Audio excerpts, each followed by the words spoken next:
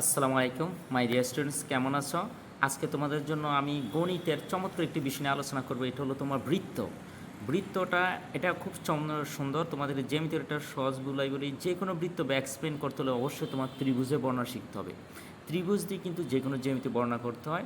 আজকে সাধারণ বৃত্তের কেন্দ্রস্থ কোণ একটা পয়েন্ট, তাহলে বৃত্তের কেন্দ্রস্থ কোণ। তাহলে আমি এখন ছোট্ট একটা বৃত্ত এঁকে তোমাদের দেখাই।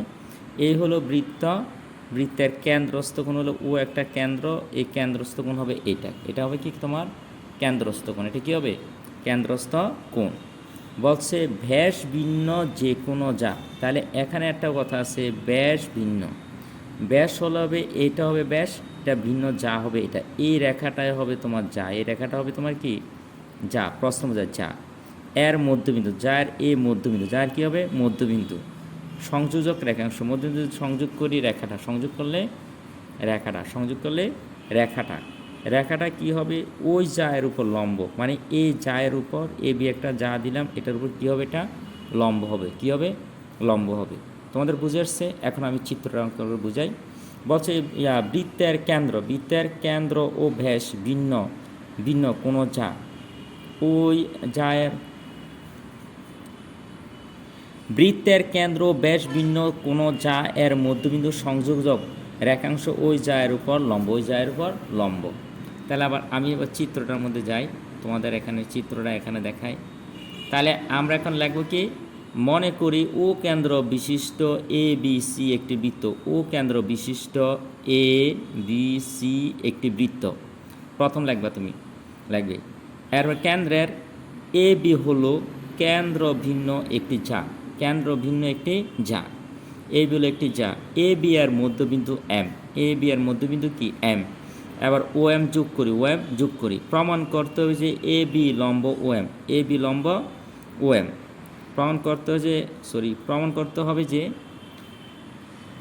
হবে যে ও এম লম্ব এ বি, মানে এ বির উপর ও এম হলো লম্ব।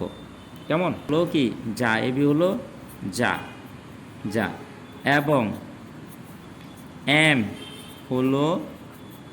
হলো এ বি এর মধ্যবিন্দু,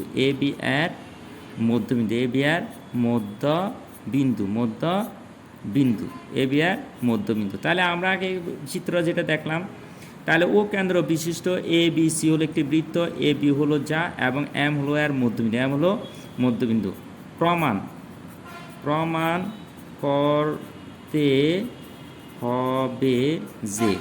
করতে হবে যে কি প্রমাণ করতে হবে? ও এম লম্ব এ বি, এটা তোমার প্রমাণ করতে হবে। এটা তোমার কি করতে হবে? প্রমাণ করতে হবে। সহজ। ও কেন্দ্র বিশিষ্ট এ বি সি হলো একটি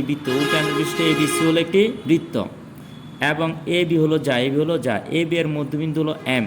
তাহলে ও এম যোগ করি, তাহলে প্রমাণ করতে যে ও এম লম্ব এ বি, মানে এ বির উপর ও এম হলো লম্ব। এবার অঙ্কনে গেলে আবার প্রমাণে দেখো, যখন আমি যোগ করে দিচ্ছি এখানে কয়টা ত্রিভুজ হয়েছে তুমি দেখো। এখানে বৃত্তের এখানে এ একটা ত্রিভুজ হয়েছে, এ একটা, কয়টা ত্রিভুজ? দুইটা ত্রিভুজ। যেহেতু ও এমটা লম্ব হয়, সুতরাং এটার এই পাশে একটা কোণ, এই পাশে একটা কোণ হয়। প্রত্যেকটা কোণের মান থাকে 90 ডিগ্রি, কত ডিগ্রি? 90 ডিগ্রি। এখন বুঝো, দুইটা যে 90 ডিগ্রি হয়, যে 90 ডিগ্রি কোণের অপর দুইটা কোণ সমান হয়, কী হয়? সমান হয়।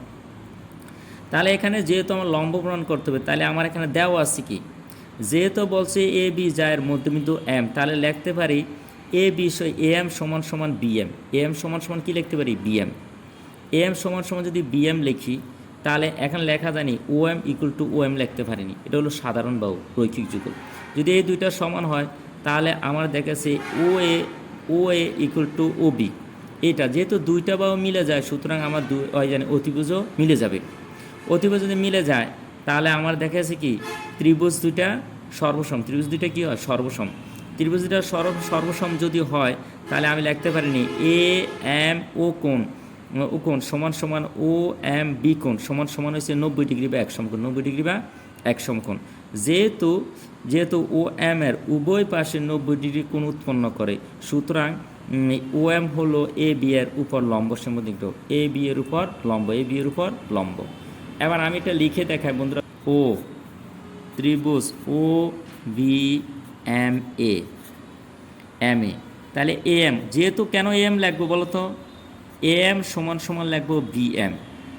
তার কারণ হয়েছে এম হলো এ বি এর মধ্যবিন্দু, এর কি মধ্যবিন্দু, এই জন্য লিখতে হবে। তোমাদের আরও পর্যন্ত বুঝাই, এখানে যেহেতু আমার দেওয়া আছে এ বি এর একটা মধ্যবিন্দু এম দেওয়া আছে, মধ্যবিন্দু দেওয়া আছে, সুতরাং আমাকে প্রথম যেহেতু এটা দেওয়া আছে সুতরাং লিখতে হবে এ এম সমান বি এম, মধ্যবিন্দু সমান সমানটা দুই ভাগে বিভক্ত করে, এই জন্য এম সমান সমান বি এম। যেহেতু এ এম সমান সমান বি এম লিখছি, তাহলে আমার এখন হচ্ছে যখন এটা লিখে ফেললাম, আমি ছোট্ট করে দেখাই, এখানে আমার বৃত্তটা ছোট্ট করে এঁকে তোমাদেরকে দেখাই। ও কেন্দ্র হলে এটা হলো যা ও কেন্দ্র, তাহলে এটা হলো এ, এটা হলো বি, এই বাহুটা হলো এম, হয়েছে। তাহলে যদি এই দুইটা বাহু সমান হয়, আমার যেটা প্রমাণ করতে হবে এটা পরে দেখাইতে হবে, তাহলে আমার এও সমান সমান বিও হবে। কি লিখতে পারি? এও সমান সমান বিও। এও বিও হয়েছে কি, এটা মূলত এই এও যে লিখলাম, এও কিন্তু কেন্দ্র থেকে আসছে, বিও কেন্দ্র থেকে আসছে, এটা হচ্ছে ব্যাসার্ধ, এটা হচ্ছে কি ব্যাসার্ধ, এটা হচ্ছে কি ব্যাসার্ধ, এটা হচ্ছে কি ব্যাসার্ধ, এটা হচ্ছে কি ব্যাসার্ধ। যদি এটা ব্যাসার্ধ হয়, ব্যাসার্ধ যদি কিন্তু এটা ব্যাসার্ধ হলো দুইটা ত্রিভুজের অতিভুজ, দুইটা ত্রিভুজের যেহেতু অতিভুজ, দুইটা ত্রিভুজের যেহেতু অতিভুজ, তোমাদেরকে একটু বলি খেয়াল করো, তাহলে অতিভুজ হলে দেখো আমার এ একটা বাহু একটা বাহু সমান প্রমাণ হয়েছে, এ একটা বাহু একটা বাহু সমান প্রমাণ হচ্ছে। যদি একটা বাহু একটা সমান প্রমাণিত হয়, একটা ত্রিভুজের দুইটি বাহু ও একটা কোণ যদি সমান হয়, ত্রিভুজ দুইটা সর্বসম, ত্রিভুজ দুইটা কি সর্বসম। তাহলে এখন একটা কাজ করব, সর্বসম কতগুলো শর্ত আছে, যেহেতু আমি কি করলাম, এখানে একটা কোণ হচ্ছে একটা ত্রিভুজের দুইটা বাহু একটা কোণ সমান হলে ত্রিভুজ দুইটা সর্বসম, আবার তিনটা বাহু সমান হলে সর্বসম। যেহেতু আমরা দুইটা বাহু করছি, সুতরাং তৃতীয় বাহুটাও সমান হয়, তৃতীয় বাহুটা আমরা লিখে ফেলি, তাহলে O M equal to O M, ওএমটা হবে কি, ওএমটা হবে সাধারণ বাহু, সাধারণ বাহু। তোমাদের প্রশ্ন হলো স্যার সাধারণ বাহু কেন? যদি একই রেখা মানে দুইটা ত্রিভুজের একটা রেখা হয়, মানে রৈখিক যুগল হয়, একটা রেখার উভয় পাশে দুইটা ত্রিভুজ অঙ্কন করা হয়, তাহলে বা দুইটা তোমার জ্যামিতি অঙ্কন করা হয়, তাহলে এই ক্ষেত্রে ওই রেখাটা হয় সাধারণ বাহু, ওই রেখাটা হয় কি সাধারণ বাহু। যেহেতু উভয় সমান হয়েছে, অতএব আমি লিখতে পারি ত্রিভুজ, কি লিখতে পারি, এখানে এসে দেখো এই যে ত্রিভুজটা আছে, খেয়াল করো, এই যে ত্রিভুজ দুইটা আছে, এই যে এখানে ত্রিভুজ দুইটা আছে, এটা সর্বসম লিখতে পারি, লিখতে পারি ত্রিভুজ ও এ এম সর্বসম ত্রিভুজ ও বি এম। যেহেতু ত্রিভুজ দুইটা সর্বসম হলে অতএব লিখতে পারিনি। একটা বিষয় একটু খেয়াল করো, খুব জরুরি, আমার কিন্তু এটা লম্ব প্রমাণ করতে হলে রেখার উভয় পাশে লম্ব যদি প্রমাণ করতে হয় এম ও এ বি, এ পাশে 90 ডিগ্রি প্রমাণ করতে হবে, কোন এদিকেও 90 ডিগ্রি, এদিকেও 90 ডিগ্রি করতে হবে, এদিকেও 90 ডিগ্রি প্রমাণ করতে হবে। এই জন্য আমি লিখছি ও এম এ কোণ, ও এম এ কোণ সমান সমান লিখছি কি ও এম বি কোণ সমান সমান কত ডিগ্রি 90 ডিগ্রি। যেহেতু এই দুইটা কোণ 90 ডিগ্রি হয়ে গেছে, উভয় পাশে যদি 90 ডিগ্রি কোণ হয়, তাহলে এই রেখাটা লম্ব, এই রেখাটা কি হয় লম্ব হয়, এই রেখাটা কি হয় লম্ব হয়। তো লম্ব হলে তাহলে কি, অতএব আমি লিখতে না, অতএব ও এম লম্ব এ বি প্রমাণিত।